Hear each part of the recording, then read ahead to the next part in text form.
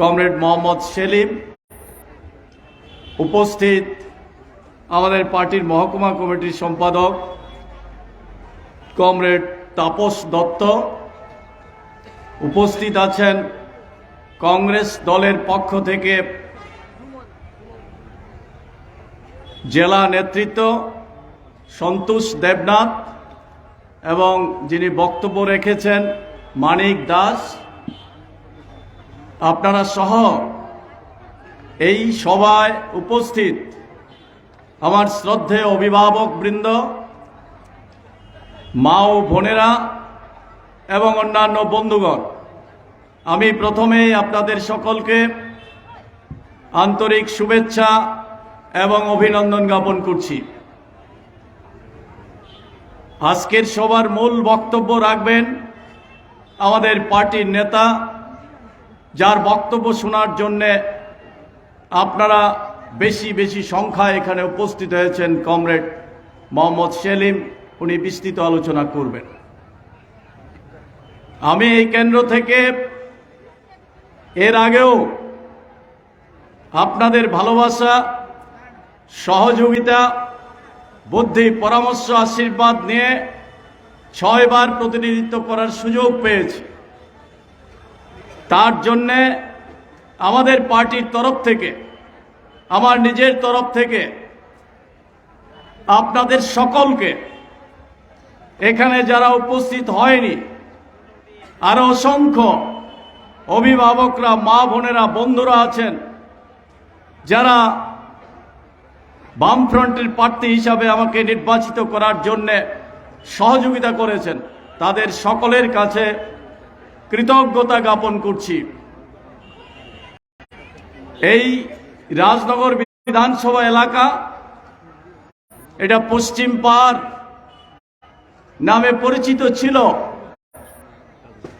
এই পশ্চিম পাড় এক সময়ে অত্যন্ত দুর্গম, পিছিয়ে পড়া এলাকা ছিল। রাস্তাঘাট, জল, বিদ্যুৎ, স্কুল, হাসপাতাল কিছুই ছিল না। কর্মচারীদের যদি শাস্তি দেওয়ার প্রয়োজন ছিল, তখন এই রাজনগর যেই গুটি কয়েক অফিস ছিল, একটা ব্লক অফিস, একটা থানা, এই সমস্ত অফিসগুলিতে ট্রান্সফার করে দাও, একবার আসলে আর ফিরে যেতে পারবে না। এইভাবে দুর্গম প্রত্যন্ত এলাকা, বিধানসভার নানা প্রান্তে, ওই ডিমাতলি, ভৈরবনগর, ওই বলদাখাল, বরেয়া, এরকম ভাবে নানা প্রান্ত দুর্গম থেকে দুর্গমতর ছিল।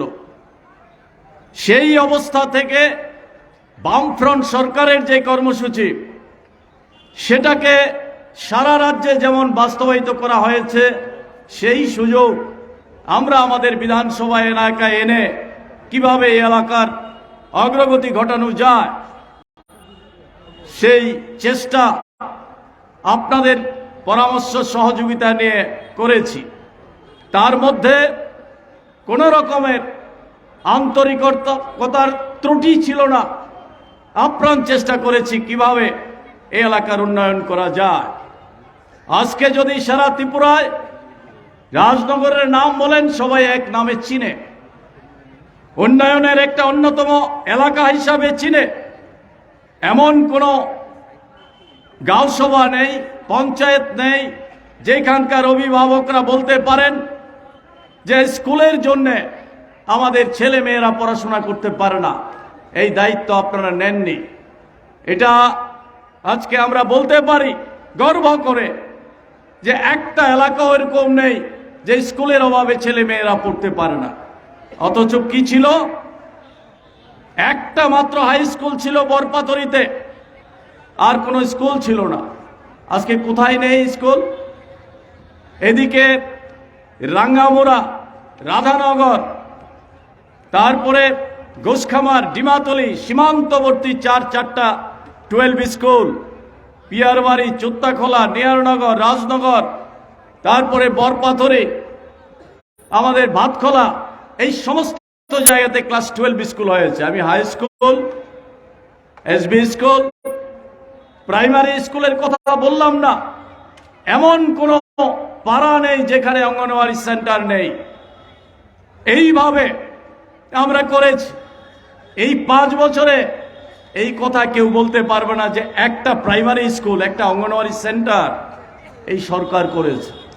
হাসপাতাল কোথায় ছিল? হাসপাতাল এখন আমরা বরপাথরি, রাজনগর, নিয়ারনগর আছে, চুত্তাখোলা, রাধানগর হাসপাতাল আমরা করেছি। ভাতখোলাতে আমরা হাসপাতাল শুরু করেছিলাম, এই সরকার এসে বন্ধ করে দিয়েছে।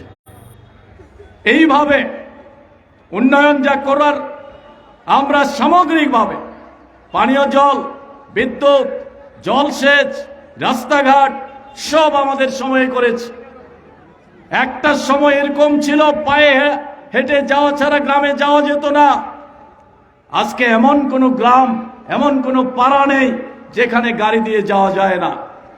93 সালেও যখন আমি প্রার্থী হয়েছিলাম, হাঁটতে হাঁটতে আমাদের সঙ্গে যারা ছিল পায়ে রক্ত বেরিয়ে গেছে, কারণ গাড়িতে যাওয়া যায় না। আর আজকে গাড়ি থেকে প্রত্যেকের বাড়ির এই সামনে গিয়ে, গেইটে গিয়ে গাড়ি দাঁড়াতে পারে, সেই ব্যবস্থা আমরা করতে সক্ষম হয়েছি। এইভাবে সামগ্রিক উন্নয়ন। এর বাইরেও এখানে ফরেস্ট এরিয়া বেশি, তাকে কিভাবে কাজে লাগানো যায় সে প্রচেষ্টা আমরা নিয়েছি। বনাধিকার আইন, তাকে কাজে লাগিয়ে সারা ত্রিপুরা রাজ্যে 1,30,000 পরিবারকে আমরা পাট্টা প্রদান করেছি। আমাদের এই এলাকার মধ্যে যেখানে যেখানে উপজাতি অংশের মানুষরা আছেন, প্রত্যেক এলাকাতে সর্বোচ্চ সংখ্যায় পাট্টা আমরা বিলি করেছি। পাট্টা ভূমিতে এখন রাবার, অন্যান্য ফসল, বাগিচা ফসল ইত্যাদি করে তাদের অর্থনৈতিক উন্নতি হচ্ছে, অগ্রগতি ঘটছে। এইভাবে বনভূমিকে ব্যবহার করে এখানে তৃষ্ণা অভয়ারণ্য, বাইসন ন্যাশনাল পার্ক, প্রজাপতি পার্ক, এখানে ইকো পার্ক, এগুলি যেমন আমরা করেছি ভারত বাংলা মৈত্রী উদ্যান। আপনারা জানেন এই ফরেস্ট এরিয়াগুলিকে কাজে লাগিয়ে পর্যটনকে কিভাবে এগিয়ে নিয়ে যাওয়া যায়। তেমনি একটা ঐতিহাসিক স্থান, যখন বাবরি মসজিদ ভেঙে গুড়িয়ে দেওয়া হয়েছে 1992 সালে, এই বিজেপি RSS তাদের মদতে, তারপরের বছর 1993 সালে তৃতীয়বার বামফ্রন্ট সরকার প্রতিষ্ঠিত হয়েই আমরা ওই চন্দ্রপুর ডিমাতলিতে এই মসজিদকে কেন্দ্র করে সংহতি মেলা শুরু করেছি, যা শুধু আমাদের রাজ্যের মধ্যে না, বহির্রাজ্যে, বহির্দেশেও তা সবাই জানে যে ঐতিহাসিকভাবে এখানে দেশের ধর্ম নিরপেক্ষতাকে রক্ষা করার জন্য হিন্দু মুসলিম সব অংশের, সব ধর্মের মানুষকে ঐক্যবদ্ধ করে সংহতি মেলা আমরা স্থাপন করেছি। এইভাবে নানা দিক থেকে এই রাজনগর এলাকাকে এগিয়ে নিয়ে যাওয়ার জন্য অন্যান্য কৃষি ক্ষেত্রের অগ্রগতি, শিক্ষার সঙ্গে সঙ্গে খেলাধুলা, তার মাঠ তৈরি করা, তার স্টেডিয়াম তৈরি করা, ছোট বড় নানান কিছু আমরা করেছি। আমরা যে সমস্ত কর্মসূচিগুলি নিয়েছিলাম এই 5 বছরে এগুলি শেষ করতে পারেনি। কোথাও অসমাপ্ত স্টেডিয়াম পড়ে আছে, কোথাও হাসপাতাল, ওই নিয়ারনগর হাসপাতাল করতে পারছে না। বরপাথরে স্কুলকে টাকা দেওয়া হয়েছে, অর্ধেক টাকা খরচ করেছে, বাকি টাকা খরচ করতে পারছে না। আমরা ওই ঘুষখামার, নিয়ারনগর, রাঙ্গামোড়া স্কুলকে বিল্ডিং করার জন্য সমস্ত কিছু প্রস্তুত করে টাকা মঞ্জুরি দেওয়া হয়েছিল, সেই কাজ এখন পর্যন্ত করতে পারেনি। এইভাবে অসংখ্য কাজ পড়ে রয়েছে, এই সময়ে রাজ্যটাকে পিছিয়ে দেওয়া হয়েছে। এইভাবে গত নির্বাচনে কি প্রতিশ্রুতি দিয়েছিল তারা সব জানেন আপনারা।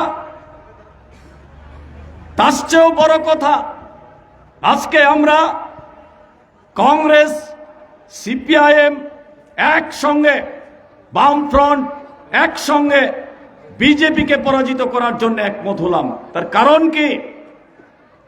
দেশের সংবিধান, গণতন্ত্র, ধর্মনিরপেক্ষতার উপর ভয়ঙ্কর আক্রমণ।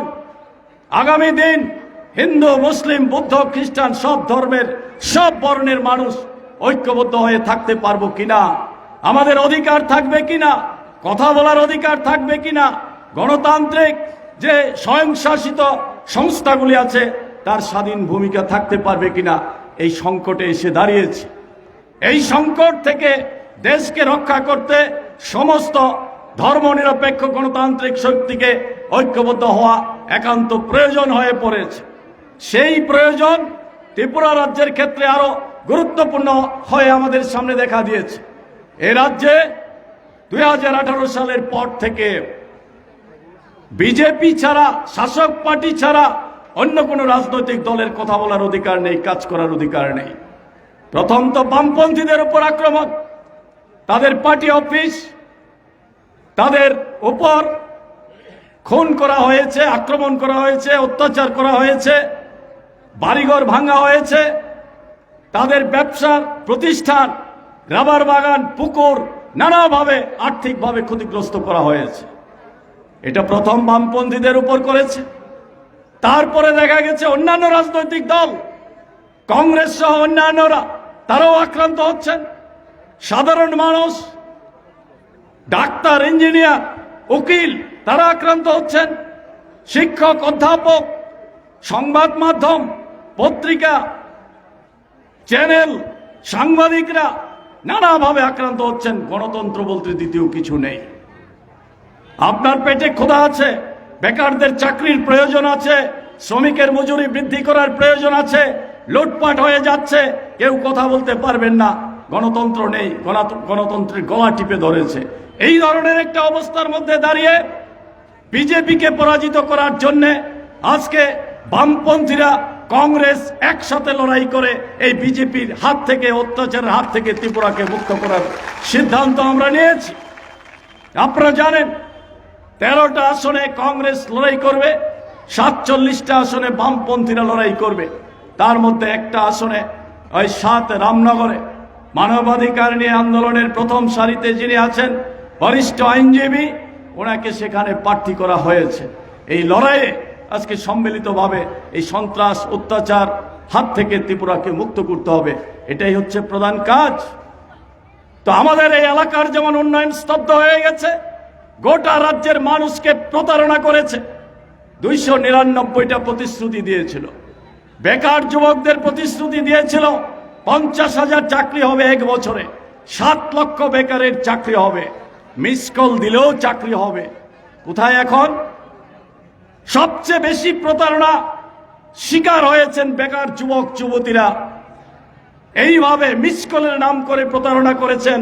তবে এইবারের ভোটে বিজেপিকে একটা মিস কল দিয়ে দেন ভোটের বাক্সে, তাহলে তাদের উচিত শিক্ষা হবে।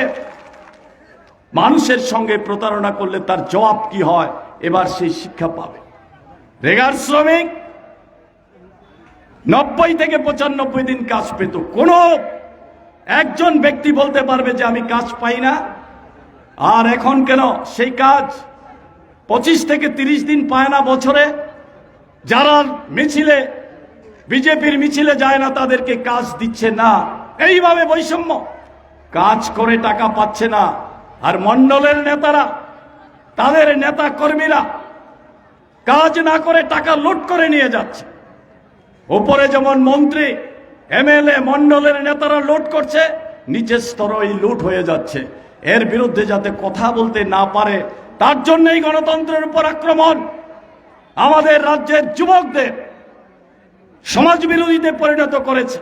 কমিউনিস্টদের আক্রমণ করো, কথা বলতে না পারে। আজকে তারাও হিসাব করে দেখছে 5 বছরে কি পেল তারা। এখন তো আর শত শত ছেলেরা বাইক নিয়ে আক্রমণ করতে আসে না। তাদের মধ্যে ওই চিন্তা বিবেচনা ঢুকেছে, যেটা ভুল করেছি। আমি তাদের কাছে অনুরোধ করব, এই কাজে যাবেন না, ভুল পথ। তাদের অভিভাবকদেরও বলবো, রাজনীতি করার আছে করুন, কিন্তু কারোর ভোটাধিকারে বাধা দেবে, অন্য পার্টির লোকদের আক্রমণ করবে, এই ধরনের সমাজ বিরোধী কাজে, দুর্বৃত্তায়নের কাজে ছেলে মেয়েদেরকে দিবেন না। যুবক যুবতীরা যারা আছেন তারা বিভ্রান্ত হবেন না। গণতান্ত্রিক দেশে সবার ভোটাধিকার আছে, এই ভোটাধিকার কেড়ে নেওয়ার জন্য কোনো রকমের কাজে অংশগ্রহণ করবেন না। তবে এটা বলে রাখি, এবারের ভোটাধিকার কেড়ে নিতে আসলে কেউ কিন্তু ছেড়ে কথা বলবে না। আমার ভোট আমি দেব, এটা আমার অধিকার। কেউ কেড়ে নিতে আসলে আমরা কিন্তু মেনে নেব না। তার জন্য অনুরোধ করছি, এ কাজে কেউ আসবেন না। সারা রাজ্যের মানুষ এই সিদ্ধান্ত নিয়েছে যে এই অত্যাচারের হাত থেকে আমরা মুক্তি চাই, এই বিজেপি সরকারের পতন চাই।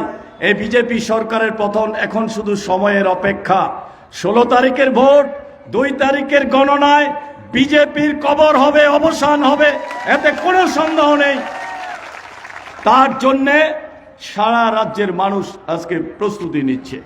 আমি আপনাদের কাছেও আবেদন করব, আমি নির্বাচনে কাজকর্মে অংশগ্রহণ করে যে অভিজ্ঞতা আমাদের হয়েছে, আমার সহ আমাদের পার্টির নেতা কর্মীদের হয়েছে, অনেক বেশি আগের তুলনায় মানুষের সমর্থন আমরা পাব, সারা আমরা পাচ্ছি।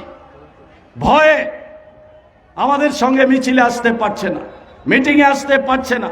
এখনো চূড়ান্তভাবে এই সমস্ত কাজগুলি করার চেষ্টা করছে। কোথাও আমরা প্রচার করতে গেলে সামনে দিয়ে স্লোগান দেয়, পিছনে গিয়ে হুমকি দেয়, এই সমস্ত তার মাঝখান দিয়েই কিন্তু আমরা কাজ করছি। সাধারণ ভোটার যারা, তারা বলছে যা হওয়ার আমরা হবে, এবার কিন্তু আমরা ভোট দেব, আপনারা শুধু ভোট রক্ষা করতে পারবেন কিনা সেটা দেখেন। আর বিভ্রান্ত করছে, ভোট কেন্দ্রে যেতে দেবে না, তারপরে সিসি ক্যামেরায় ঝামেলা করবে, গণনা কেন্দ্রে ঝামেলা করবে, এই সমস্ত হুঙ্কার দিচ্ছে। এই ধরনের কোন রকমের কাজ তারা করতে পারবে না। একদিকে যেমন নির্বাচন কমিশনের লোকেরা প্রস্তুত, অন্যদিকে আমাদের পার্টির সভ্য সমর্থকরা, স্বেচ্ছাসেবকরাও তৈরি এই সমস্ত কাজের প্রতিরোধ গড়ে তোলার জন্য। সিসি ক্যামেরার ক্ষেত্রে আমি বলবো, আমাদের যারা আছেন তারা সিসি ক্যামেরা চালু আছে কিনা সেটাই দেখা দরকার। সিসি ক্যামেরা দিয়ে কোনো ভোটার কাকে ভোট দিচ্ছে এইসব নিয়ে কোনো বিভ্রান্ত করতে পারে না। দুষ্কৃতিকারীরা যদি ভোট দিতে আসে তাদেরকে চিহ্নিত করা যায়। বরং এটা চালু রাখার জন্য আমাদের ব্যবস্থা করতে হবে, দায়িত্ব নিতে হবে। যখন জনবিচ্ছিন্ন হয়ে পড়ে, মানুষের সমর্থন হারিয়ে ফেলে, তখন এই সমস্ত বিভ্রান্তি করার চেষ্টা করে। এই বিভ্রান্তিতে কেউ কান দেবেন না। ভোটের দিন দলবদ্ধ হয়ে, ঐক্যবদ্ধ হয়ে আপনারা ভোট কেন্দ্রে যাবেন এবং ভোট দেবেন। জয় আমাদের সুনিশ্চিত। এই জয়কে আরো সুনিশ্চিত করার জন্য ঐক্যবদ্ধভাবে আপনারা এগিয়ে আসবেন, এই আহ্বান আপনাদের কাছে রেখে আপনাদের সকলকে আবারও আন্তরিক ধন্যবাদ, অভিনন্দন ও নমস্কার জানিয়ে আমার বক্তব্য শেষ করছি। ইনকলাব জিন্দাবাদ।